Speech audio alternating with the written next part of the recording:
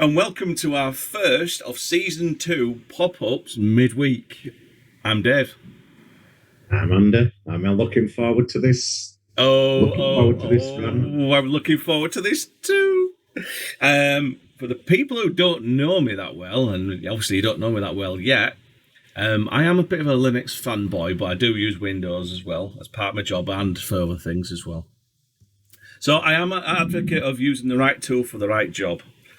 So today is about me having a huge rant about why I should not be using Windows anymore. I need to ditch it once and for all, move completely to Linux, and maybe lose the occasional thing that I might miss. So this is all on the back of our show.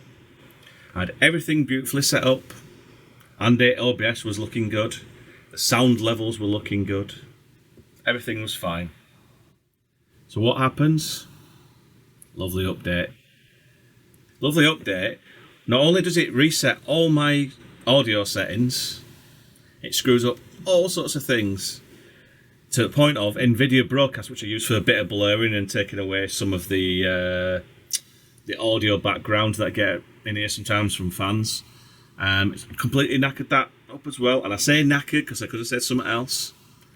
And down to the point of it didn't work, and we spent 20 minutes, half an hour trying to sort it out. Well, I did, and I'm here today to say, why the hell can a multi-billion-dollar company, tech company, not do updates correctly to the point of where it doesn't mess up other software? Now, don't get me wrong. I'll just retract slightly that Linux can sometimes screw up your PC or your installation. On your updates, but it's rare. And certain distros do it better than others as well. So rolling releases, bleeding edge, you might get a few issues, but bleeding edge means software's not been fully tested to the point of where you got your nice stable ones like Debian, where generally speaking you can update that till the day it dies and you should be alright. I use Manjaro, so I get the benefits of Arch style, but slightly better quality control in terms of the packages. But to be fair, I've never really had a problem, maybe once on a kernel, and I upgraded it myself. So I can sit here and go into this lovely Linux machine, I can upgrade it, and I might have 900 updates to do. Now, how would you feel about doing that on Windows? 900? 900 really? Updates. Well, can you imagine how many reboots that I'd need on Windows? Do you know how many reboots it requires on Linux? Well, none. I can carry on working. The only problem I might have is sometimes when they upgrades the browser needs it tells you it needs a refresh. But I can carry on working, I can do what I want, and then when I'm ready to reboot, it reboots. It doesn't configure the software afterwards. It doesn't spend its time going, I'm just getting your PC ready because you had a lot of updates. It reboots, goes straight back in. I log in and I'm working again if I want to reboot. So I can stick on the same kernel. Even the kernel update doesn't take place until I reboot. Now, this is based on, it is now more commercial than it used to be, but it's still based on free software. Now, free as in freedom, not always free as in you pay nothing. But that's a different story. Now, I'm not saying Linux has got its total benefits, and everyone says you don't get viruses. You do get viruses, but not as many because there's less people on it. But I went onto Windows again for MSFS last August, only purely for that, because I wanted to be on that. I wanted to be all over it, and I wanted to play it. Normally, I play X-Plane on Linux. So now I'm getting to the point, do I ditch Microsoft Simulator? I'd like not to, or maybe just keep it purely to play that and let it update to its heart's content, and everything else goes on Linux, where I am updating stuff and it isn't destroying settings. Audio, I've never had audio, so microphone and the output were completely messed up. They were completely different devices. It was like I'd had a fresh install. Now, I don't ever remember, and I'm sure someone might tell us otherwise, ever have Linux go reset my audio devices. Never. Back when Pulse Audio, which is like the sort of the core software around driving audio on Linux now, maybe back in the day when it was a bit sort of beta, then you had issues with it, but stable. You just don't, it doesn't happen. So, anybody out there tell me why I should stay on Windows? Why should I even continue? We're recording on Windows now. It actually might be the last time we ever do it. Do I have better audio in Windows? For what we're doing? No. Do I have less or more control in Windows? I think it's probably about the same. Although there are some good pieces of software I can install straight away on Linux, and I can play with it to heart's content, because that's how Pulse Audio works. I hate Windows. Why can they not do an update where it sits in the background, it updates your machine? It could pop up in a little GUI and you can minimise it, but then it tells you, you might need a reboot at some point. So we'll, hang fire, reboot when you're ready. But that machine, when it reboots the quickest, as fast as it was just before that update, and it doesn't screw it up. I see more problems on Windows. And I see it on Twitch where someone's gone, I've just updated my machine and I don't think I'm going to be able to broadcast today because something's happened. I don't even know why. So my rant to you, Andy, my question to you is, should I stay on Windows? Should I ditch it? Is this just going to be how it is? We're on Windows 10. They're about to announce maybe 11, maybe a fresh upgrade to 10. I don't know what or Windows 365, whatever they're going to talk about in, what's it, about 3 weeks? I don't know. That's the rumour. Is it? Yeah, rumours. But the thing is, they're saying, I mean, Windows 10 is supposedly, that's it now. It is Windows 10. It's supposed to be a rolling release, yeah. And there's one just come out, actually. Well, I'm looking, there's one ready for mine. 2.H one, which must be the latest feature pack. You're supposed to have 2 feature releases a year, which is the rolling updates. Yeah. I don't know, because the driver updates are separate. So I choose not to install all of them on mine. Having said that, the week before, mine screwed up with Windows Update, and I couldn't get on either.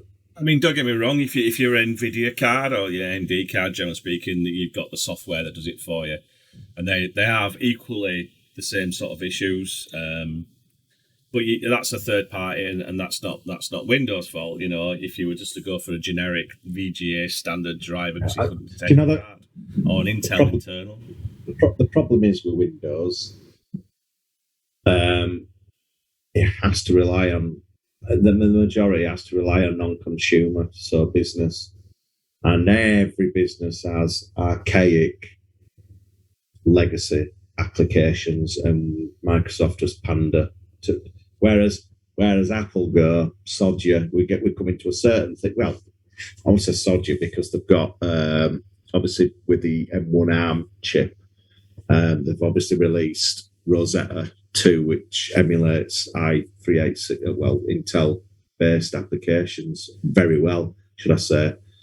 But the problem is with Windows, it's got too much legacy code in it, I think. They're saying it doesn't. Yeah, but it has. But when they announced Windows 10, they already said it's the same kernel as Windows 7. So straight away, you're contending with, well, God knows how much code's still in there from God knows when. Then that's basically what you've had with Linux for all these years. You have a certain version of kernel, but you can downgrade. Yeah, but Linux. But to me, though, Linux hasn't had to support as much as Windows has had to support, and doesn't. Completely disagree with that. And it's only recently that Linux has sort of caught up on many things. That's why there's not a lot of stuff on. You won't get a lot of things on Linux that you do today. The thing with Linux is the only reason that it's become viable is there are certain sort of companies out there that are pushing it, and Steam, and I know the traction for that's kind of slowed down a bit in terms of gaming, but it has become sort of a credible thing, and because Microsoft now do like their code, VCode, you can download that. You can put MS SQL on. I did do it once. I mean, it was there, it was running, it worked, but I, yeah, and they're I on an just idea to nothing. There's too much legacy code in it. I mean, it's got 15 But million lines of code. It's I not would argue the ridiculous. kernel's got the same. There's a lot of legacy code in there, and actually, I read articles on a weekly, monthly basis where saying like they're removing this now, and people are going, you can't remove that because that works on a really old Yeah, like Pentium 4 machine or something. I'm yeah. like, yeah, but give it up now because we have to move on a bit. So they are trying to clean up the kernel, but there's a lot of legacy code still in there. The X Windows system, the visual GUI system behind Linux, is so antiquated and old. They've been trying to change it out for years to something called Wayland, much more modern and whatever. We'll go into that.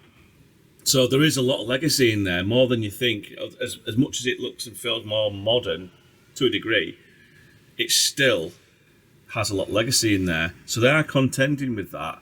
And yeah, okay, I know you're saying they're doing catch up. They're always going to do catch up because that's just the way that open source works. But so I think they have still have the same issues. The bootloader's not really changed that much since obviously the whole way that But Windows, Linux, Microsoft wanted to change it a yeah, few but years back. the Linux operating system though doesn't have that layer in between that and the hardware, does it? Whereas Windows does because of the amount of I don't know. They've always had that complicated layer in between. They've got direct text for obviously for games and gaming and graphics, and then they have got the other layers, and that's where the drivers sit. Where I think don't Linux isn't that There's different? plenty of layers on. So if you were to install Linux without a graphic interface, obviously you get the shell and that's it. That in itself is Linux, and then you've got the X Windows, which does all the GUI and everything else on top of that. Then you've got the video drivers, and that might be the Intel, it might be AMD, it might be Nvidia. Please don't get AMD. It might have got better, but especially if you're gaming. Um, so you've got all those. You've got Pulse Audio, which is the stack which handles the audio. But then obviously you've got the kernel as well. And on top of that, the kernel's full of drivers, absolutely crammed full of drivers in there as well, and modules. So there's a lot to. I mean, I probably could fire up a diagram, but there's multiple layers in there, and the X system is so old. I mean, we're talking Unix days. It came from Unix, so we adopted that. It's got its benefits, but it's so old. It's really, it's creaking under its own pillars, and so there is a lot there. I agree. Windows is sort of stuck with the kernel it's got, the way it's been designed. It's got to work with legacy software, which I agree, which to a degree Linux has to do as well. But they've managed to get a system where you don't have to reboot. I mean, to me, a multi-billion-dollar company, and I'll ask the question again to people out there: why can't somebody with that much money make an update system where you don't have to reboot straight away, and it configures it before you reboot? And so when you reboot, you're not going back to blue screen. Oh wait, we're just getting everything ready for you. A few more minutes. It's like you don't even know what's going on because that's the layer of. Yeah, but they're the feature packs, so aren't they? So that's almost like a new Windows version. And that's only twice a year. When it's saying he's getting Yeah. everything ready, that's not the month. That's not the monthly one. It's the No, patches. no, but I've had updates recently where it sits there. It's saying clear, not clearing temporary files, just clear it. I don't know what it is. It's doing something, and it sits there for about 30 seconds to 2 minutes. And it's got a blue screen. I can't remember. I don't know, clearing something or deleting temporary files. Can't remember exact wording it is because it's so boring. I go and get a coffee.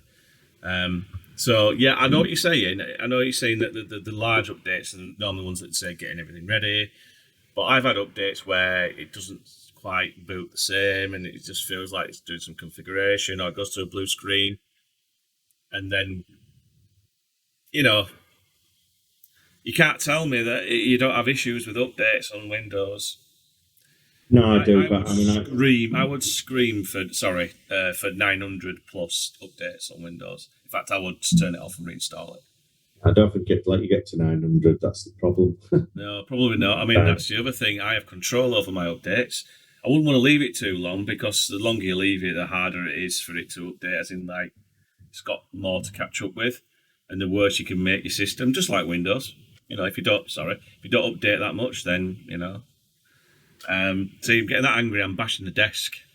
Yeah, you see, I think 2 feature packs a year is too much. I mean, I don't know any other operating system that releases a new. Well, so What features? Android. What am I getting? And well, no, it's not features. It's meant to be a new. So it'd be like. So it's meant to be with. Yeah. It's a roll of various updates. Yeah, it is. That's why you don't get a new. That's why it's not Windows 11, 12 because you're getting a roll up. But I don't understand why they do it twice a year. Macs, they do theirs once a year, and it goes on to the next iteration of Mac OS. You're talking about the major version, really, a major version. Yeah, that's what these are. These feature packs is a major version. It's just they don't call it that anymore. But why do they need to release 2 a year? Mac does it once a year. Android once a year. iOS once a year. Exactly. And I think that's the problem. And one of their major things, I don't even know what the hell they want to put in it these days because they put features in, take them out, put them in, take them out. So are we guinea pigs for? Can they be asked doing R&D? Are we the guinea pigs now? Software developers and hardware developers do that anyway. So that customers are their R&D to a certain degree, but when you've got people, they've got major. I can't remember what it was. There were a major feature put in one of the Windows feature packs. 2 feature packs later, so that's only 12 months. It would taken out. So there's that. I honestly don't think they know what to do with it. And you can tell with a GUI.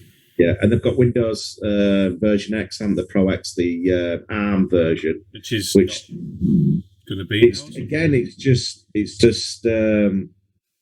God, it's like they released another window.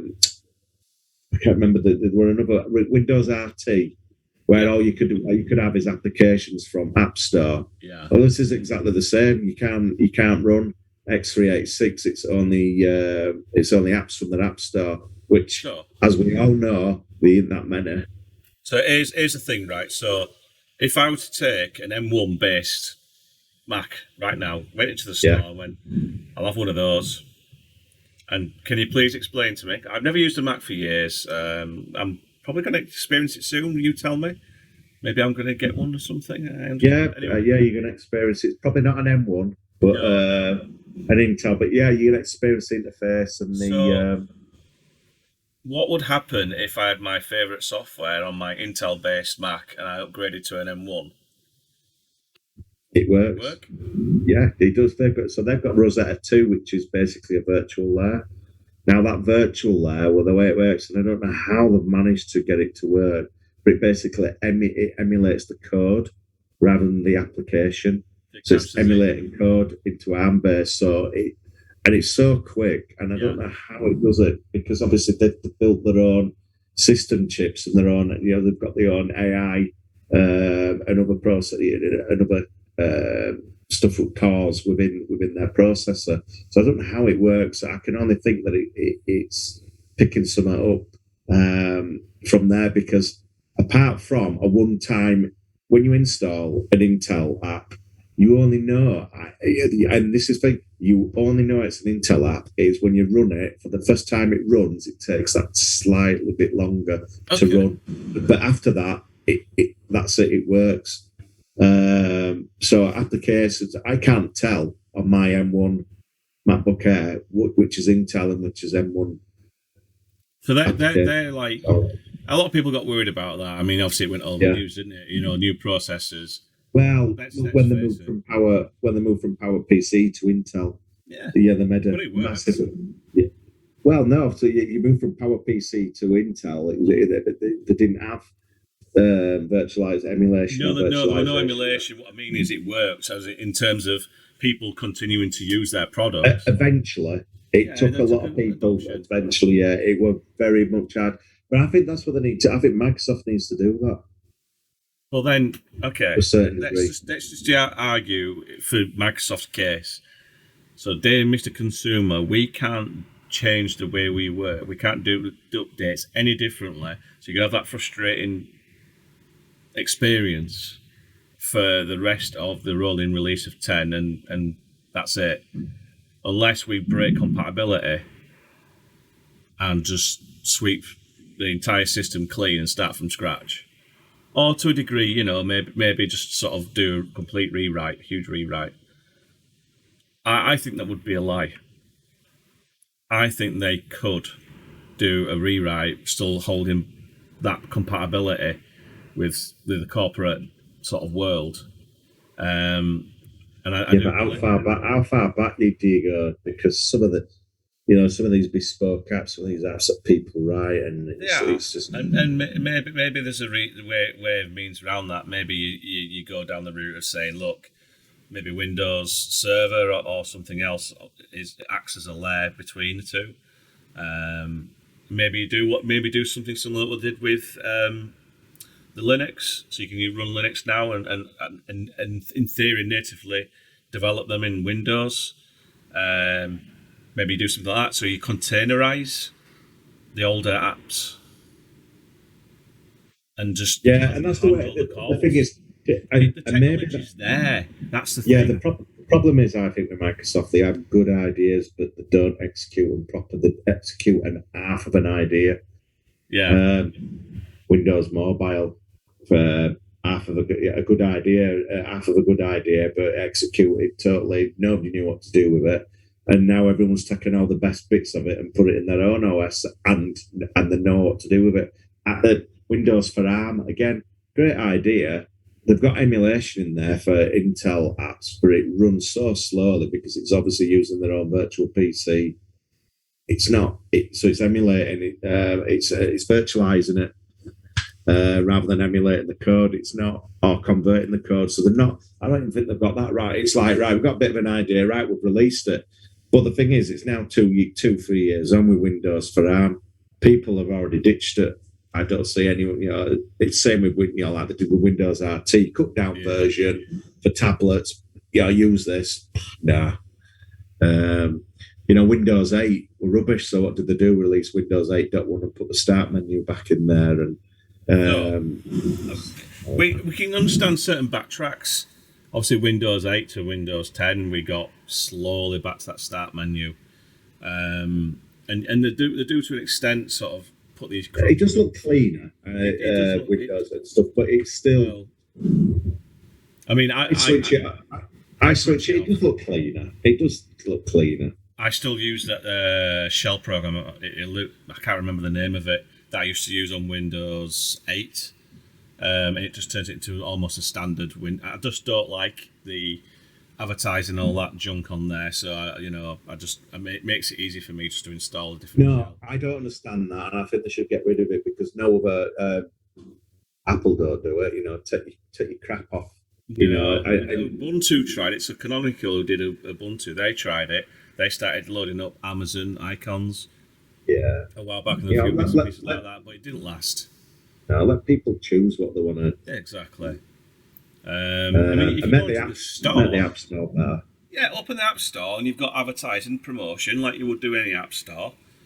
You don't get it on Linux, but that's a different story. Yeah, some of them you do. But so yeah, if you've got an App Store, let's get some advertising going. Get that. Go onto Microsoft's website, get some advertising going. Go onto websites which got advertising about the apps. Great. That's all. We're used to that, but not in the OS. This telemetry application, and I think it's actually a service, isn't it, called telemetry or something?